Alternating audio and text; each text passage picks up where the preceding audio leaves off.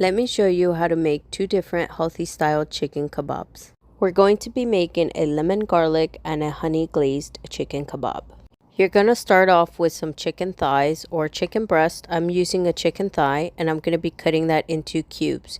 You want the cubes to be 1 to 1.5 inches.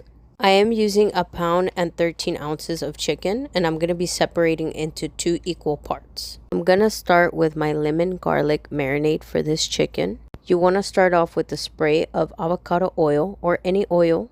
Then I'm going to go in with some parsley. If you have fresh parsley, definitely use that. I don't, only have the dried kind. Next, I'm going to be going in with some garlic, and you want minced garlic. I'm going to be using around 1 teaspoon. Next, I'll be using this carne asada seasoning, and I'm just using about half a tablespoon of this. I'm going to be adding the beef fajita seasoning as well. And it's just going to be a little bit of this since it has salt, pepper, onion, and garlic powder. Next, I'm going to be squeezing half of a lemon. If we're using the whole pound of chicken, I would use the whole lemon, but since we're only using half of this, half will do.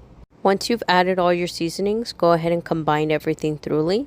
You're going to go ahead and let this marinate overnight or for at least a few hours. Next, I'm going to be doing my honey glazed chicken. We're going to do 1 ounce of soy sauce. I'm using the less sodium, but whichever one would work.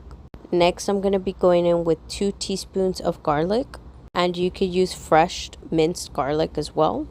Next, I'm going to go in with around 2 grams of ginger just to give it a little bit of flavor.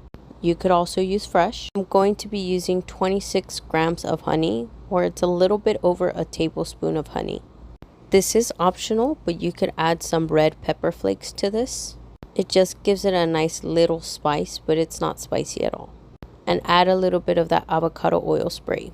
Go ahead and combine everything together and let that marinate. Next, we're going to move on to our veggies. Go ahead and slice your bell peppers. You're going to slice the top of the bell pepper, the bottom of the bell pepper. Then you'll cut that in half. De-seed your bell pepper and cut that into halves again.